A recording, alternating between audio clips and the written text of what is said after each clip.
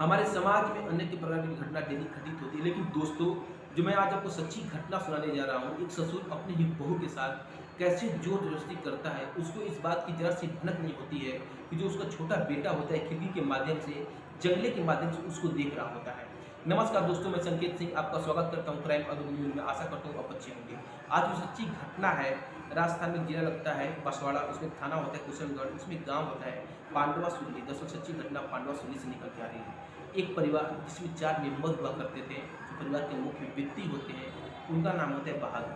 बहादुर के 2 बेटे होते हैं। बड़े बेटे का नाम होता है राजेश, छोटे बेटे का नाम होता है रामचंद्र। राजेश की उम्र यही कहीं 25 साल हो रही थी, रामचंद्र की उम्र 22 साल हो गई थी। राजेश कोई प्राइवेट कंपनी में जॉब कर रहा था, जिससे उसको 25 से 26 हज़ार रुपये मिल जाता था।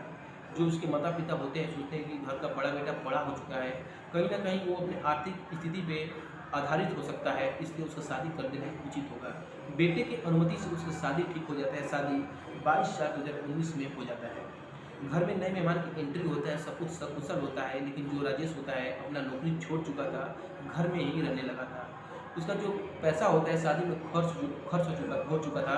4 महीने बीतने के बाद उसके पास धीरे धीरे पैसे की किल्लत बढ़ने लगी। फिर से वो बाहर जाने का फैसला करता है। अभी घर से गए उसको 5 दिन का वक्त ही बीता था, उसके छोटे भाई का फ़ोन उस पर खड़क जाता है। दोनों भाइयों में बात इस कदर होता है, छोटा भाई बोलता है कि हम सब लोग ऊपर सोए थे, हम और जो पिताजी होते हैं और मेरी माता होती हैं, तीनों लोग ऊपर सोए थे, भाभी नीचे सोई थी।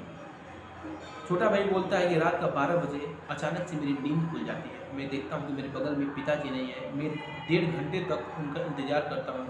1.5 घंटा बीतने के बाद जैसे वो नहीं आते हैं तो मेरे अंदर बेचैनी बढ़ने लगती है। मैं उनको खोजने के लिए बाहर जाने वाला ही था। जैसे ही मैं नीचे गया, देखा कि पिताजी वो अपनी ही बहू के साथ बेड पे लगे पड़े हैं। ये देख के वो शॉक हो गया, हैरान हो गया कि उसके पैरों तले ज़मीन खिसक जाती है। वो अपने पिताजी को बार बार मना कर रहा था, उसकी बहू भी विरोध कर रही थी, लेकिन जो उसके पिताजी होते हैं नहीं मानते हैं। तो वो अंदर से एक तलवार निकालता है और तलवार निकालकर जैसे ही उसके पिता की नज़र उस तलवार में पड़ती है, फ़ौरन साइड से एक रास्ता होता है, उस रास्ते से वो निकल पड़ते हैं। निकल के अपने पड़ोसी भाई के घर पे चले जाते हैं। जब सारा वाक़या, सारा घटना बड़ा भाई राजेश सुनता है तो उसके पाँव तले ज़मीन खिसक चुका था। वो ये सोचने पर मजबूर हो जाता है कि उसके अपने ही पिता भला ऐसे कैसे कर सकते हैं।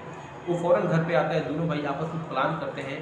प्लान करने के बाद 25/5/2020 को रात का 8 बजे का वक्त होता है। अचानक से अपने जो पड़ोसी होते हैं उनके घर में घुस जाते हैं और अपने ही पिता को मारने लगते हैं। बड़े भाई के हाथ में डंडा होता है, छोटे भाई के हाथ में तलवार होता है।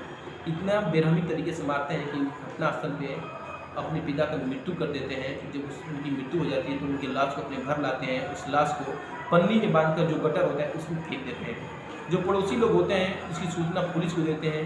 पुलिस फ़ौरन वहाँ पे आती है, उस लाश को अपने गिरफ्त ले लेती है। पुलिस अपने हिसाब से उसका जाँच कर रही थी। जाँच करने में जब सारी घटनाएँ खुलासा होता है तो सब लोग ये जान के हैरान हो जाते हैं। अगर पिता गलती किया था तो उसका पुलिस में सूचना दिया जा सकता था, उसको जेल में भेजा जा सकता था।